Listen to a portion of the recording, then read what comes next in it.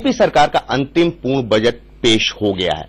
ये इस सरकार का अंतिम पूर्ण बजट होगा क्योंकि 2019 में चुनाव होने हैं, उसमें उस वक्त बजट नहीं आएगा और बजट को लेकर तमाम तरह के लोगों के सवाल हैं। और इसी विषय पर बात करने के लिए हमारे साथ मौजूद हैं केंद्रीय नागरिक उड्डयन राज्य मंत्री जयंत सिन्हा, जो कि पूर्व में वित्त राज्य मंत्री भी रह चुके हैं। इनके पिताजी यशवंत सिन्हा जो कि वित्त मंत्री भारत सरकार के रह चुके हैं। इनसे हम तमाम सवाल पूछेंगे बजट को लेकर, जो तमाम लोगों की उम्मीदें थी, उम्मीदें कहां तक खरी उतरी। और चूंकि ये फाइनेंशियल एक्सपर्ट भी माने जाते हैं, इसलिए वित्त राज्य मंत्री थे, तो ये हमें अपनी भाषा में समझाने की कोशिश करेंगे। जयंत जी, अगर मैं सीधे आपके मंत्रालय के ऊपर आऊं तो तमाम जो बातें चल रही हैं कि मंत्रालय में बड़ा ग्रोथ हो रहा है, सब कुछ हो रहा है। क्या ग्रोथ हो रहा है? प्रधानमंत्री ने कहा था कि हवाई चप्पल वो चाहते हैं कि हवाई चप्पल वाले जिस दिन हवाई जहाज में बैठेंगे, तो तमाम ग्रोथ की बातें की गई हैं। किस तरह से ग्रोथ हुआ है? नहीं, जो हम लोगों के क्षेत्र में ग्रोथ हुआ है वो अद्भुत उसमें वृद्धि हुई है। देखिए, जब हमारी सरकार आई थी तो करीब 10-11 करोड़ लोग थे जो सिर्फ प्लेन में सफर करते थे, यानी 10-11 ट्रिप्स हुआ करते थे। अब 4 साल में 10-11 करोड़ के बजाय अब करीब 18-19 करोड़ अब ट्रिप्स हो रहे हैं, यानी कि इतने सफर हो रहे हैं। इसमें बहुत जबरदस्त अद्भुत वृद्धि हुई है। लेकिन अगर हम देखें कि आगे कितनी और वृद्धि होगी तो हम लोग करीब 18-19 करोड़ जो हमारे सफर हैं वो बढ़कर करीब 100 करोड़ तक जा सकते हैं। और जो 500 प्लेन जो जहाज हैं आज के समय हमारे आकाश में, उनको बढ़ाते बढ़ाते हम लोग की अपेक्षा है कि करीब 950 और करोड़ जहाज आ जाएंगे। तो जो आज 500 करोड़ हैं, ये जहाज कुल मिलाकर 1500 करोड़ होने वाले हैं। तो मतलब सपना जो था प्रधानमंत्री का, आपको लगता है कि आपका मंत्रालय पूरा, लेकिन तमाम चीजें और भी हो गई कि यात्रियों के साथ तमाम एयरलाइंस वाले तमाम परेशानियां, ऊपर से उन्हीं यात्रियों के लिए एक परेशानी का सबब हो गया कि उनको ब्लैक लिस्टेड कर दिया जाता है, वो बेचारा कहीं जा नहीं सकता। ऐसा कुछ नहीं है। हम लोगों के देश में एक नेशनल नो फ्लाई लिस्ट है, लेकिन उसके लिए पूरा एक नियम बना हुआ है कि किस प्रकार से किसी को नो फ्लाई लिस्ट पे दिया जा सकता है। अगर आप प्लेन में कुछ अगर आप अभद्र व्यवहार करिएगा, गलत व्यवहार करिएगा, तो आप खतरे बन सकते हैं, सेफ्टी का ये मैटर बन जाता है। तो फिर एक इन्वेस्टिगेशन होगी, जांच के तत्पश्चात। पर आपको लगता नहीं कहीं ना कहीं एक तरफा हो रहा है? इसमें यात्री गण भी जो है उनकी भी सुनवाई हो? बिल्कुल, इस प्रक्रिया जो हम लोगों ने तैयार की उसमें यात्री की पूरी सुनवाई है और वो अपील भी कर सकते हैं। ये पूरी प्रक्रिया हम लोगों ने नियम अनुसार बनाई हुई है। अब जयंत जी आते हैं बजट पे। ये तो आपके मंत्रालय की बात हो गई।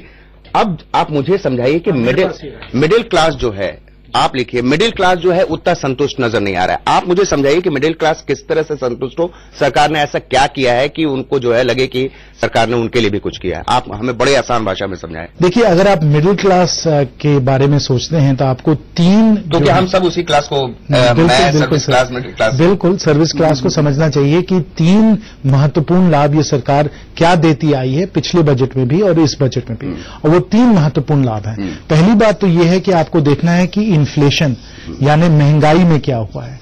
ये जो महंगाई थी वो यूपीए के समय महंगाई आपकी 8 से 10% हुआ करती थी।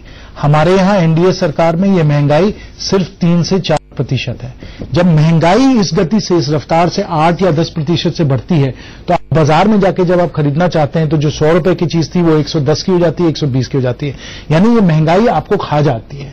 हमारी सरकार में महंगाई सिर्फ 3 से 4% रही है, यानी बाजार में आपको जो 100 रुपए की चीज थी वो 103 की हुई। तो ये जो है, ये मध्यम वर्ग के लोगों के लिए जो सैलरी क्लास है, जिनको तनख्वाह मिल रही है, ये बहुत ही महत्वपूर्ण है कि आपको महंगाई कितनी महसूस हो रही है। और हमारे सरकार में महंगाई बहुत कम हुई है। ये मध्यम वर्ग के लिए बहुत बड़ा एक लाभ हुआ है, जिसके बारे में सब लोग बातचीत करना चाहते हैं। हाँ, टैक्स वाला जो है, सर्विस क्लास को कोई फायदा नहीं हुआ, सब परेशान। बिल्कुल गलत। तो वही मैं समझाता हूं। टैक्सेस जो हैं 2 तरीके के होते हैं। एक होता है डायरेक्ट टैक्स, यानी आप अपनी तनख्वाह में कितना देते हैं, और दूसरा है इनडायरेक्ट टैक्स। इनडायरेक्ट टैक्स जो है ये है जीएसटी, ठीक है ना। मैं जीएसटी के बारे में आपको पहले बताना चाहता हूं। आपको मालूम है कि पहले, और मैंने आपके साथ शो भी किया था पांडे जी, आपको मालूम है कि इनडायरेक्ट टैक्स में टैक्स पे टैक्स था। केंद्र सरकार की टैक्सेस थी, राज्य सरकार की टैक्सेस थी, तो टैक्स पे टैक्स बढ़ता चला जा रहा था। इसलिए आपको जो इनडायरेक्ट टैक्स, जब आप साबुन खरीदते हैं, कपड़े खरीदते हैं, मोटरसाइकिल खरीदते हैं, तो आपको इनडायरेक्ट टैक्स देना पड़ता है, ठीक है ना। अब हमारे साथ जो हम लोगों ने जीएसटी में किया है, हम लोगों ने इनडायरेक्ट टैक्स को कम कर दिया है। आप जब रेस्टोरेंट में जाते थे पहले तो आपको 16% सर्विस टैक्स देना पड़ता था कि नहीं देना पड़ता था? आप कितना देते हैं? आप 5%। 5%। टैक्स कम हुआ कि नहीं कम हुआ? कम हुआ, लेकिन हाँ, तो इसलिए मेरी बात सुन लीजिए, तो इसलिए हम लोगों ने इसी साल जीएसटी के द्वारा आपको बहुत राहत दी है। अब डायरेक्ट टैक्सेस की बात करते हैं। डायरेक्ट टैक्सेस में भी कई सारे एलिमेंट्स हैं, ठीक है ना। पहले बात तो यह है कि आपका स्लैब कब लागू होता है। ये स्लैब जो पहले 2 लाख पे लागू होता था, अब वो 2.5 लाख का हो गया है। तो उसको लोग बढ़ाने की मांग कर रहे थे, उम्मीद थी कि शायद सरकार बढ़ाएगी। पिछले साल हम लोगों ने जो रेट था आपका, जो दर था, जो 10% था, उसको हम लोगों ने 5% कर दिया, ठीक है ना। स्टैंडर्ड डिडक्शन इस बार हम लोग ले आए 40,000 का। ये हम, पर उसमें फायदा नहीं हो रहा जैन जी, ठीक है लोगों को। चलिए वो माननीय वित्त मंत्री जी उसको जरूर देखेंगे। उनका जो लक्ष्य था उससे था कि इसका फायदा हो, तो जरूर उस पर देखेंगे। बहुत कम अमाउंट आ रहा है अगर आप उसको जोड़ के देखें तो। वित्त मंत्री जी जरूर इसको देखेंगे और वो जरूर इस पर राय करेंगे। तो ये स्टैंडर्ड डिडक्शन है। और फिर और भी कई सारे आपके डिडक्शंस हैं जिसके द्वारा आप सेविंग्स कर सकते हैं। मॉर्टगेज इंटरेस्ट टैक्स डिडक्शन, इनको भी हम लोगों ने पिछले बजट्स में बढ़ाया है।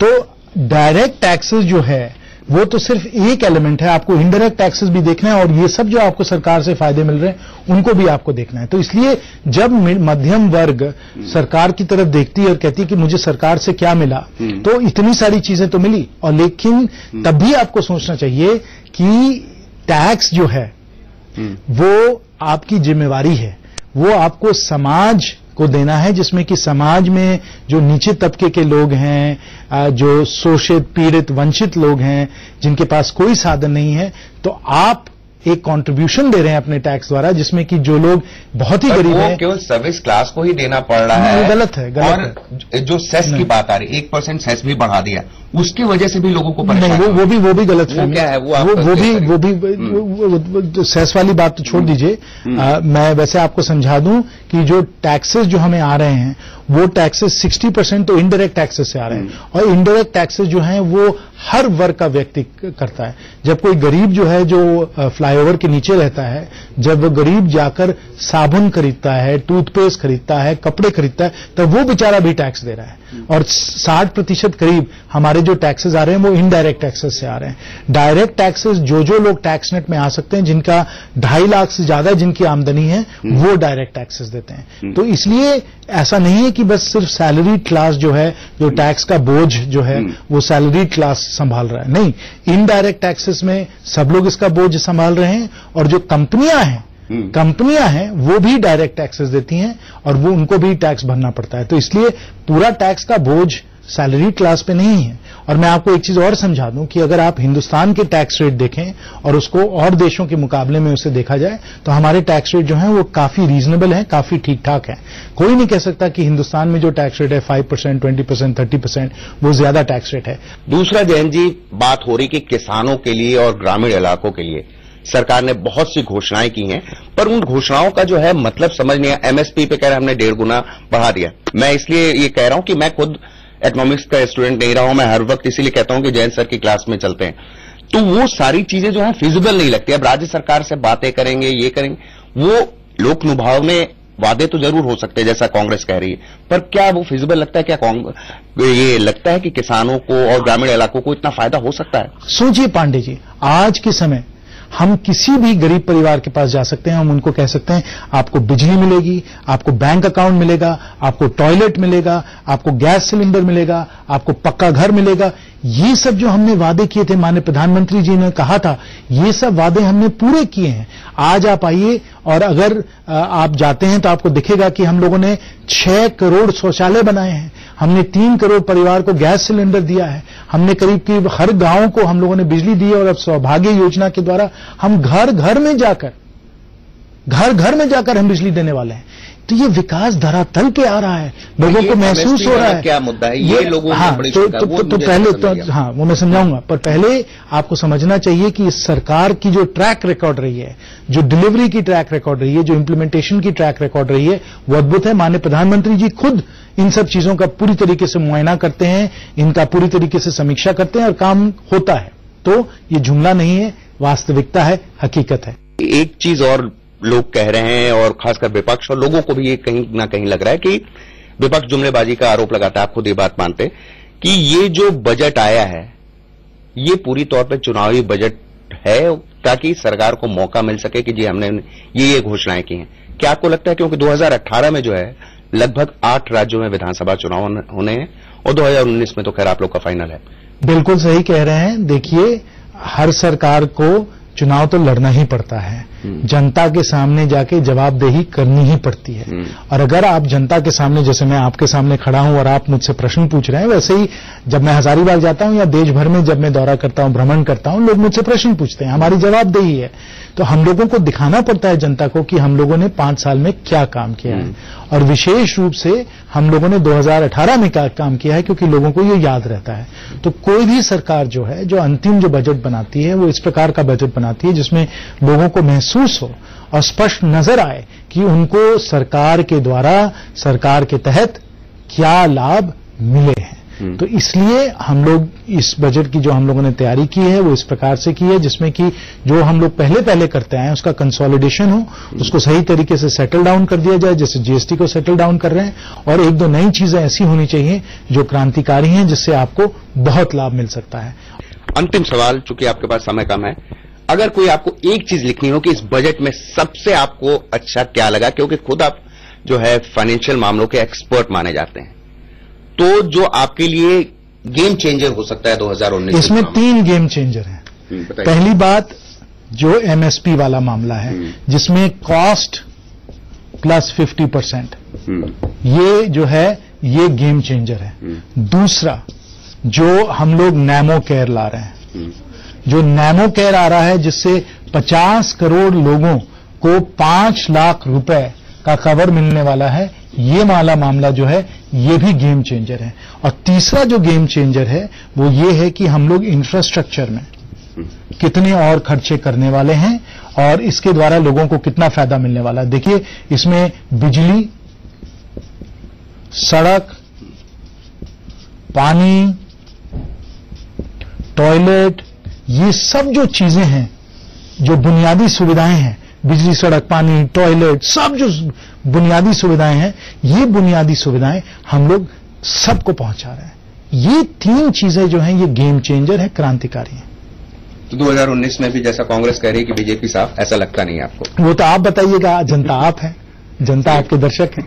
बहुत बहुत धन्यवाद जयंत जी।